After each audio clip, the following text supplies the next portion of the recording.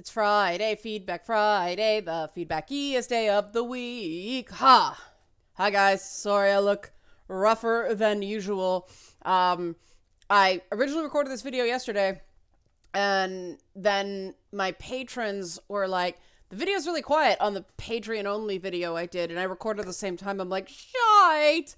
I must have turned it down because I was yelling a lot on some video, maybe the rant video I did before, but yeah, the audio level was low, so I decided to just redo it. So this is what I am doing, and speaking of patrons, please help support this channel, become a monthly patron, patreon.com, Leanna K. This LadyBits video did get demonetized, so if you like what you see, I'd greatly appreciate it. At the end of the LadyBits video, there is also that PayPal link. I should probably add that PayPal link to the description box. I don't know why I'm just thinking about this now. Ugh. But yeah, if you liked it and you can kick a couple bucks this time around, it's greatly appreciated.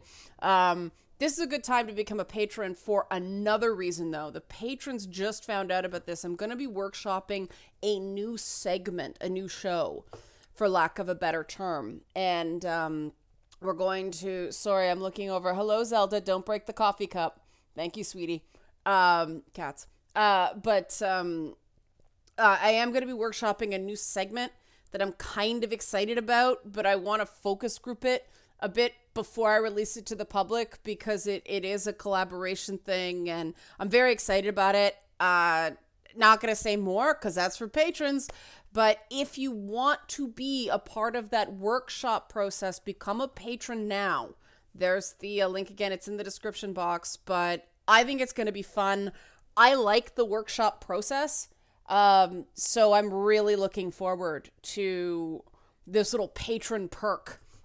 If it works, I'm going to be very happy because it means I will just do everything like this. Just workshop it through the Patreon community. Yay. Moving on to workshopping this show. This was a weird one. Overall, I will get to your comments. I just want to give you sort of the story behind the show right now, if I'm not too distracted from Kitty Cat. This was one of those interesting ones where you know that a big part of LadyBits is about the process and being true to the process because the process works. This show was an example of that. When you spend... I'll just come right out and say it. When you spend any sort of time in any sort of ideological echo chamber, including feminist circles, you do get some assumptions about things. And one of the assumptions you end up getting is what objectification is, what it looks like, what examples of it are.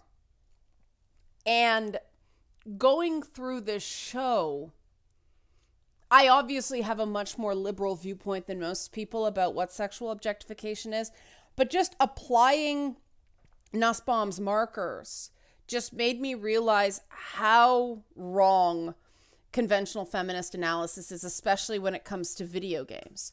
Now, I want to touch on the Ivy Valentine segment because a lot of people... there was some confusion about that. A surprising number of people disagreed that she was objectified, which I found kind of strange because it's a fighting game.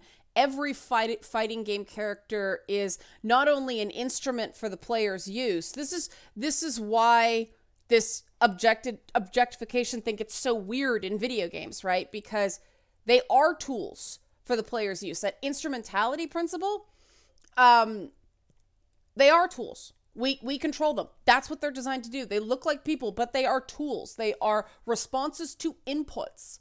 So is that instrumentality objectification, or is that just what a damn video game is? It's a circle, right? But also, every fighting game character is violable. It's permissible to beat them up, to smash them into pieces, finish him, fatality, flawless victory.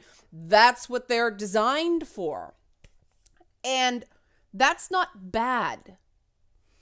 In the case of Ivy, though, it goes beyond the gameplay. The very story that she was sort of designated as next host for Soul Edge, she doesn't get a say, is denial of autonomy, denial of subjectivity, and viability, and instrumentality. Using so that we've got 4 markers out of the 7 with Ivy. Ivy's an objectified character. That's the beginning of her journey. That's what makes, to me, her story so damn interesting, because this is what the world does to women in some parts of the world. You know, I was just reading an extended thing in the New York Times about what's happened to those women who were kidnapped by Boko Haram. They've basically been imprisoned in a school. They're not allowed to see their families. They're not even allowed to talk to them very much because they're so afraid. They've been somehow radicalized by their time in captivity that they're basically keeping them under lock and key. They're not terribly caring about their feelings. They're tools in an ideological war. And so I thought it was interesting that that's the thing that people had the most issue with. Somebody else apparently went on and on some Reddit. I don't even know why the person linked me to this, but went on and on about how, basically, long story short, video game developers don't think that much about wardrobe and props and costumes and all that stuff.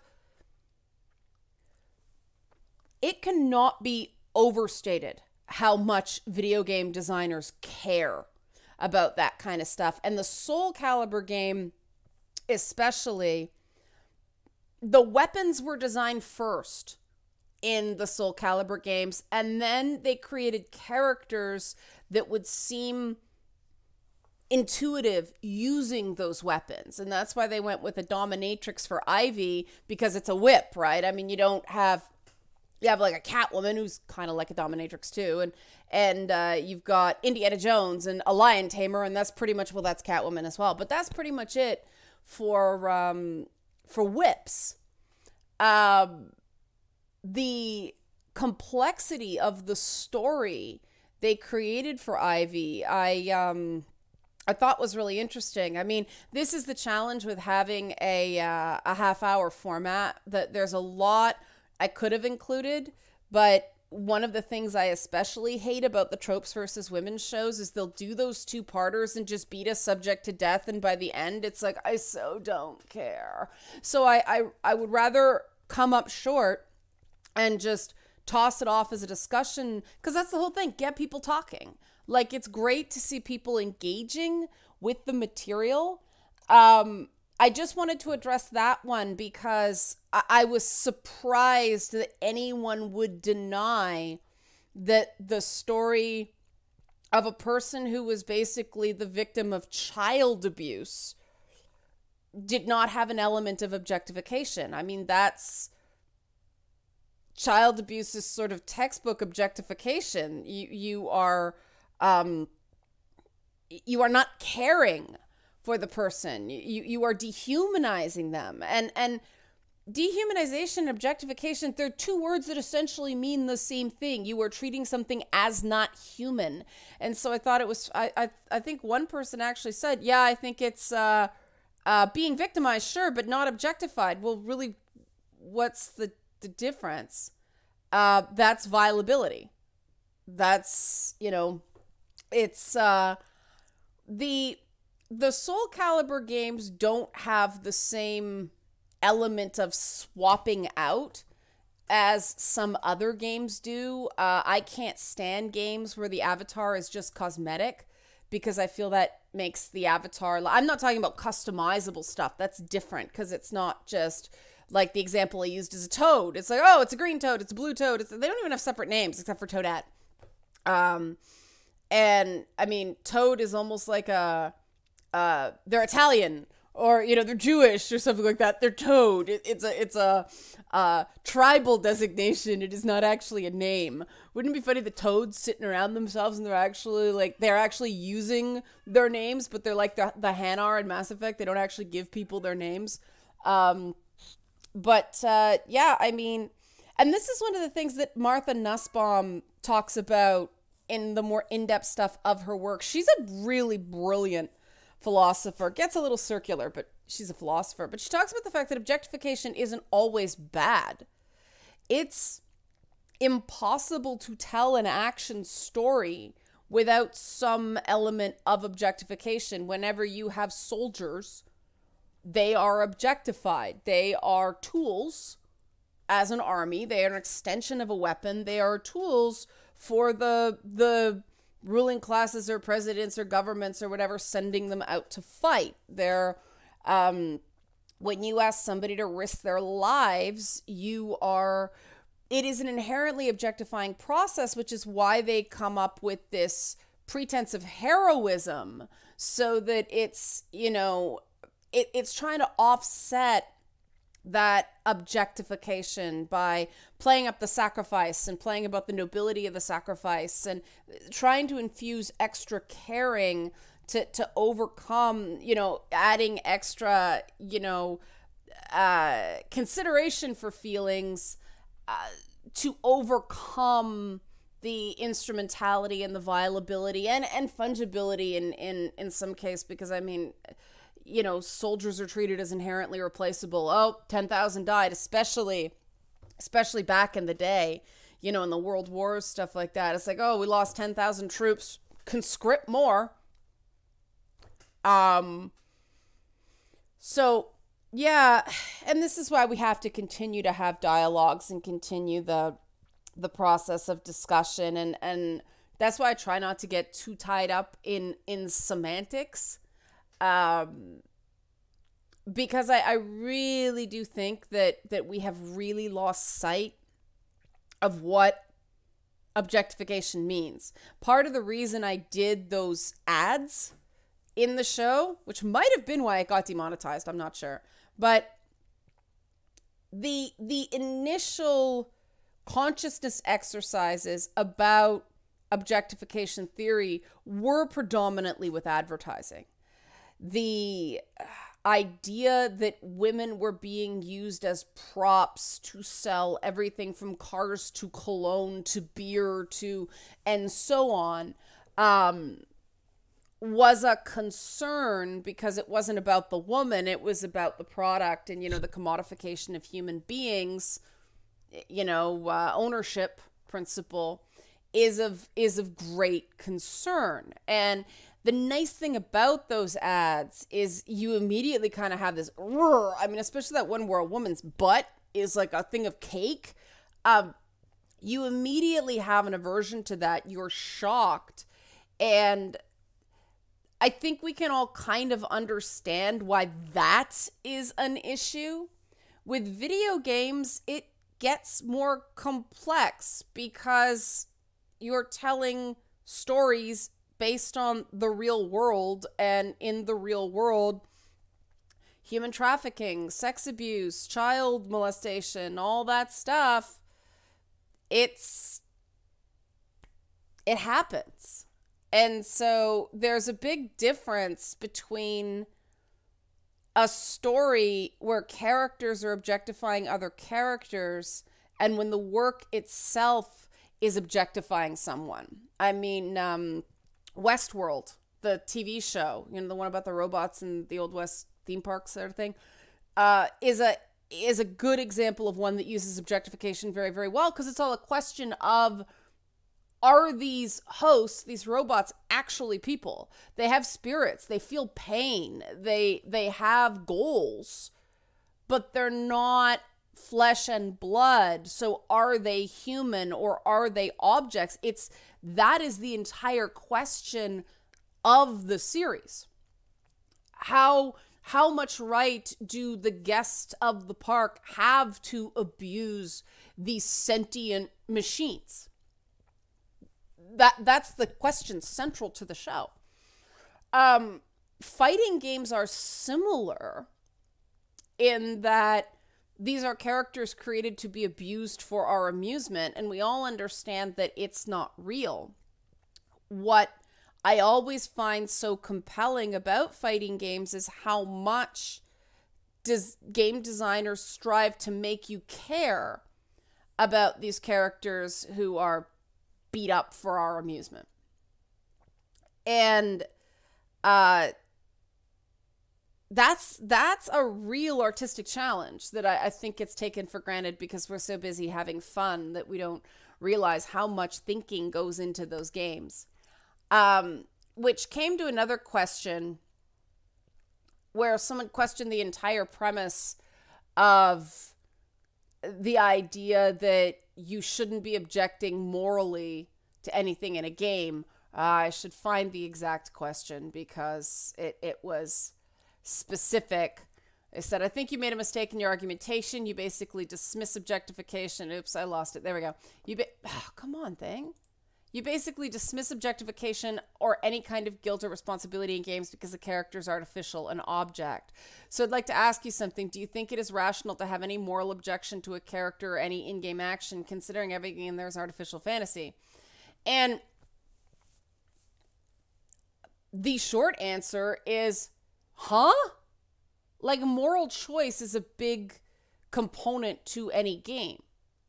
But the idea that game designers should only put in content that is inherently agreeable to social norms, that's not art. And this idea that games have a responsibility to make us comfortable, I disagree with. I think that I really enjoy when games, the Saints Row games do this amazingly. They deliberately play with things that are uncomfortable to most people, like, BDSM pony carts and giant naked men and bisexuality and strippers and brawls in the Oval Office or the White House anyway. Things like that, they turn decorum on their ear. And they have these really interesting arcs where characters can go from being burnout party girls who smoke drugs out of a broken light bulb to someone who actually grows up and can't stand her past self. I mean, the Saints Row games are surprisingly deep. There are certain games that I will not play because I personally find them distasteful. That is different than me thinking a game should not exist. That is different, again, from me seeming like the game wanted to take me in one direction and actually did the exact opposite. And that is different, again, from me thinking that a game didn't think enough about it. The shining example I use all the time is in the Witcher games. I will defend the sexy outfits on the sorceresses till the cows come home. Because the whole point of those characters, they established this in the books. In the first game, they use glamours. I was a little bit disappointed that they, made Triss just as glamorous as the rest of them. They actually dressed down Yennefer, which I thought was interesting. They used her not being, one of those peacocks with the really elaborate outfits, dresses. I mean, she's in pants and quite kind of plain compared to the other sorceresses. And I thought that showed Yennefer's sort of iconoclastic role within that game world. The only female character costume in The Witcher that bugs the shit out of me is Vess's, because she's a soldier, not a sorceress. And so when arrows or knives come flying at her, she can't just go Phoom! And put up a shield and they go puh, puh, puh, puh, puh, and she doesn't have magic holding up her clothes. And still she's, in a mercenary unit with a uniform. She looks distinctly different from everyone else. She's out of uniform. In the military, that's poor discipline. That shows Vernon Roche is a lousy leader. But also, why are you totally exposed here when arrows and knives are coming at you and you can't stop them with magic? It doesn't make any sense. So I'm not objecting to Vess's outfit on moral grounds. That seems to me like they were more interested in making a character hot than making the character make sense. And there's parts of that character all over the place like that. And again, that's an artistic argument, not a moral one. I have been really struggling to think of a time where, because we get into this whole thing about games being responsible or not, right? That matters very much if you're going to make a kid's game. Like, yeah, we don't want bad social messages going to children, but because I was thinking about Grand Theft Auto in this way, and I realized the reason I am not terribly fond of the Grand Theft Auto games, even though I like Saints Row, which is a similar crime game. Saints Row causes me to actually temporarily believe in the dubious morality of that game. I buy in. I start thinking like a saint. I start thinking like a gangster in those games. I can't do that in Grand Theft Auto in the same way. It doesn't immerse me. And because I'm not the consumer base for that game. That game is for a very particular type of guy. I am not the audience. I think there would be a way to expand the appeal of Grand Theft Auto games to appeal more to players like me. It's got nothing to do with the crime genre in games. It's how they present that. I'm not going to go on too long about this, but again, that's an artistic objection. The concern we get into with games like Grand Theft Auto are the copycat crimes that happened. And the problem with that is throughout the history of art, there have been there have been people who have done things and claim they were inspired to do it by a work of fiction, and the work of fiction gets blamed. And years down the road, we go, what? That was silly. I mean, The Catcher in the Rye is a shining example. That book was yanked out of everywhere for the longest time because it inspired, was it the assassination of John Lennon? I think that might have been it. But it was a knee-jerk. That book didn't... I read The Catcher in the Rye. It didn't make me want to go out and shoot pop stars. Like that was twisted in someone's mind. And I think we're blaming society for... No, sorry. We're blaming art for the society that art reflects. That's what I was trying to say. The reason Grand Theft Auto lands with people is because it's a world that just doesn't give a shit, and it's apathy and misery, and, you know, no matter how much money or cars or wealth or guns the main character gets, he still seems kind of miserable. And that's precisely why I don't like it. I don't play a video game to be a miserable son of a bitch. And while it results in some funny lines, I play games to have fun, not wallow in misery. Now, some people do, and that's fine. No game is for everyone. But again, I keep going back to artistic arguments. Do I think Grand Theft Auto should end up in the hands of kids? No, but that's not the fault of the game. Some adult somewhere had to think it was okay to let kids play those games. And it's not... Because I played things that were age appropriate growing up. I played Leisure Suit Larry when I was 10. I don't know why anybody's terribly worried about those games. But how do I put this? There are bigger problems in a household that lets a 9-year-old play Grand Theft Auto. Mostly because a 9-year-old does not have the life experience to relate to a character like Michael in Grand Theft Auto. It's just too complex. Those are adult stories for adults.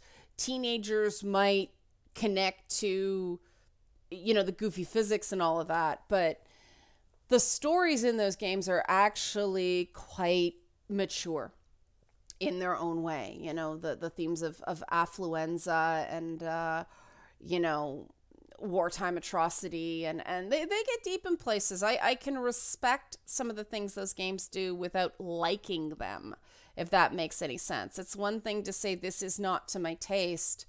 It's another thing entirely to say this thing has no worth, nowhere, nuh-uh. They do some really interesting things in the storytelling with Grand Theft Auto.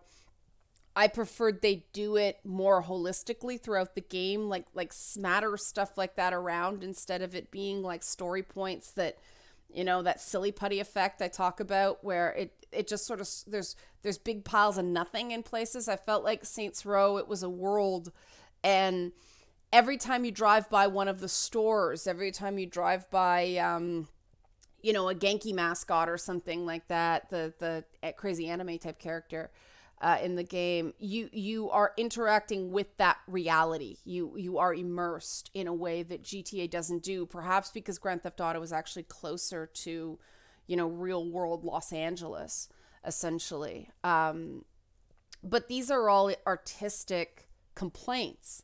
These are not moral ones. Moral complaints to me are more, who the hell is a game to tell me what morality is? I reject moralizing within games more than a lack of morality in games. The example I smacked right up against it. Well, BioShock Infinite did this to me a lot because I completely disagreed with Booker DeWitt's summation of events. But Neverwinter Nights was the first one. I always try to play, I like playing paladins in games like that. And I could not play lawful good alignment in that game to save my life because my idea of staying within the law and making the good choice didn't mesh with the games. And that's the problem with morality in games. That's why I thought what Dragon Age Origins did was brilliant. It was a party approval system instead of a straight up the game telling you this is moral, this is not. Different characters thought different things of what you did, and the characters that agreed with you got more perks. That is not subjecting a morality in a game that I disagree with onto me. And I think that's why I'm hesitant to chastise games on moral grounds when they are not moralizing at me. I mean, in case you're wondering what the issue with BioShock Infinite was, I categorically disagreed with the assertion that the rebels were just as evil, all the same, as theocratic tyrants who encourage people to whip baseballs at interracial couples. I just do not see Daisy Fitzroy's rebellion as equally bad. They did some bad things, but I disagreed with the first-person protagonist saying, oh, they're all the same. Shut up, Booker. Did I ask you? That's how I felt playing the game. I'm not actually angry. Chill.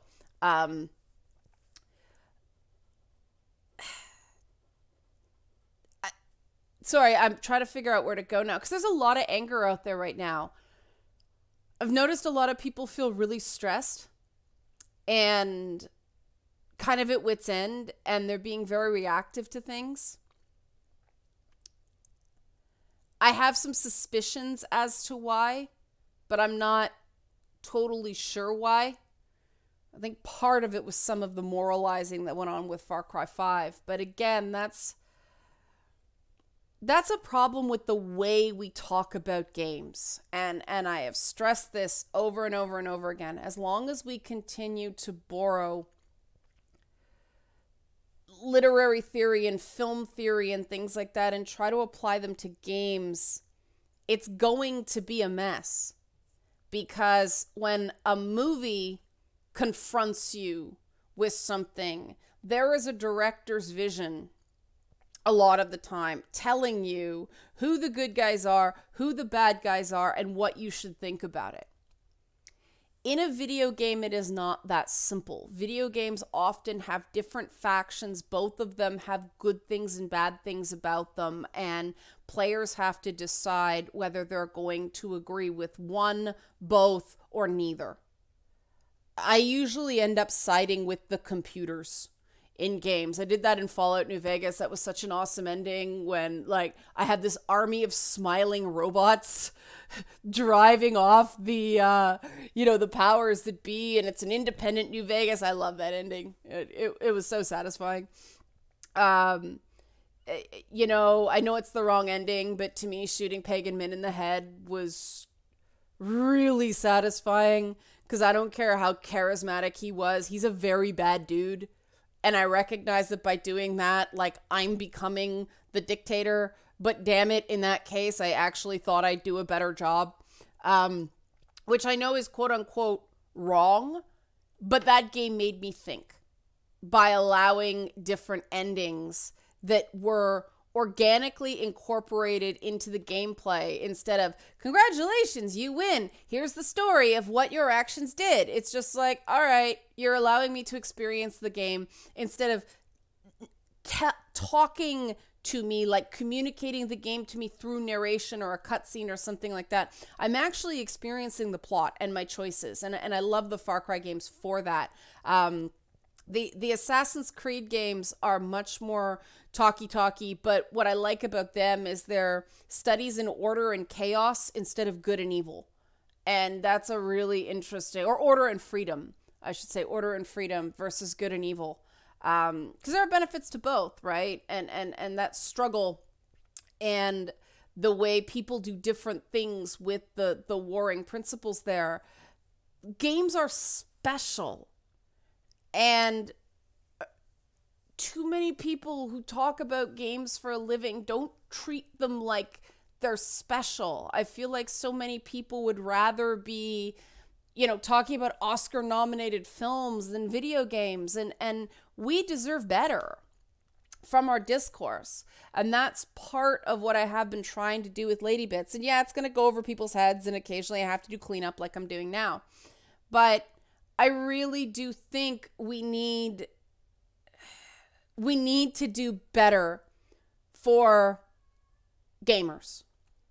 I hate consumers. I hate the fan base. They're gamers. They're people who think about games as games and want to play games. We don't want to watch movies sometimes, but that's a different thing. And we don't want to watch TV sometimes, but that's a different thing. Games are games. And we love games. And we advocate for games. And we don't think games should be treated like, the idea that we would treat a book like TV or radio like TV or radio like film sounds absurd, but that's exactly what we're doing to video games.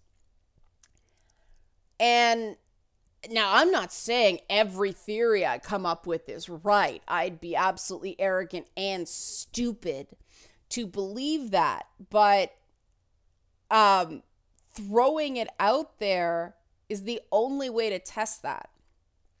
And that's why I'm disturbed by this tendency to go negative in responses to things. Like, here's the one thing I disagreed with, and here's all the reasons I disagree. All you're focusing on is the points of disagreement. What was good about it? Because if all we do is focus on the one thing you think a creator got wrong, we're not doing an additive process like the whole standing on the shoulders of giants thing. This is what I couldn't stand about university. It felt so arrogant to be tearing apart great works of literature. As a would-be creator, I was like, how is my work ever going to stand up to this kind of scrutiny? It can't. Something's not right here. I don't want to be tearing apart Mary Shelley's Frankenstein and finding all the flaws in it, or Milton or Shakespeare or whatever. I don't want to be finding the flaws in Shakespeare. I want to experience Shakespeare. I want to recognize the guy like multiplied the English language just by being a layman's poet. And how can we get it right if we're not coming from a place of love for what we're reading. We are abusing our medium by constantly going negative. You could never stay friends with someone only telling them what they did wrong. And this is exactly what people respond to. They're sick of the negativity. They're sick of it. I am happiest like when people talk about, the Maserati line and things like that. That makes me happy because I made them laugh. And anything else they took away from that show is gravy. They were entertained. Awesome. I made their day a little bit brighter. And that's why I make sure there's humor in Lady Bits. But that's the thing, there's humor in Lady Bits. So people, even if they disagree with little things here and there, that's going to happen. This is highly subjective. People are going to have different perspectives on things. This is relatively unimportant compared to the desire to talk about video games in a way that does not suck. And I think there's a lot of services out there that don't know how to talk about games without sounding like miserable cusses anymore. If you are writing about a video game, a AAA video game, and you can't say one thing you like about it, you are not objective. And I see so many pieces like that, even when you are intending to be critical for the sake of social justice or whatever, think PC, you seem more credible if you give your opponent something. You recognize achievement here, here, and here. This they can do better with. It is so much more effective. And I know, based on reading feedback, when someone says, I really like this made me laugh, I'm not so sure about this made me think, that's going to retain, because this is someone who likes what I do overall. I'm going to listen to that person more because there's actually a potential that they could be happy with the end result, right? I can please this person. Someone who only goes negative, they get disregarded because I'm like, well, all they're focusing on is the one thing they didn't like. They're happy being miserable. They're happy being a critic. So the best thing I can do to make them happy is give them more stuff to criticize. I'm not going to heed this criticism. It's not coming from a place from someone who will ever be appeased. And that might not be the way they actually feel, but that's the way they came across.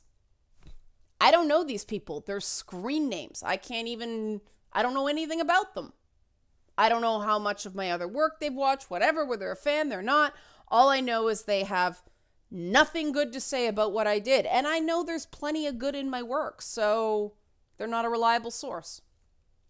And I think about games the same way. The big comment I keep getting on this series is wow, I don't feel lectured to, I don't feel angry, I don't feel attacked. The way people do when they watch Tropes versus Women. And that was a big test, whether people would be more open to the message if it came from a place that clearly played video games. That was my DOAX gameplay, by the way. You guys know which characters I perved on. I borrowed a game from a friend. But that's a non-judgy relationship. Hey, buddy, can I borrow your copy of Dead or Alive Extreme 3 Fortune? Sure. No questions asked. But, everybody's got their favorites. Everybody's got the things they didn't like so much. And that's part of the dialogue. But I don't really think you deserve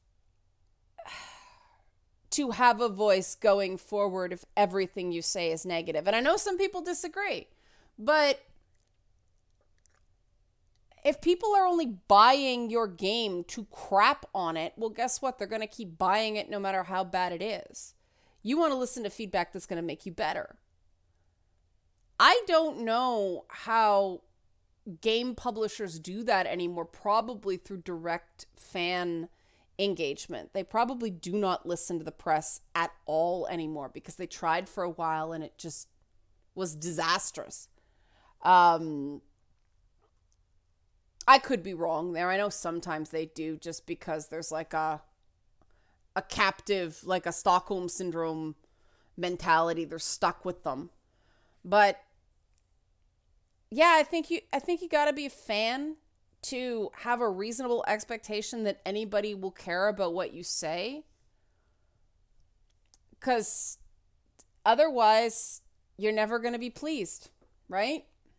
Right. All right. Have a good weekend, guys. I had an idea for a Monday video and now I don't remember what it is. So I hopefully will remember so I can actually record it. But I will see you next week for another week of content before I go dark again, finishing up the episode 7. We're in the back half. Thanks for watching.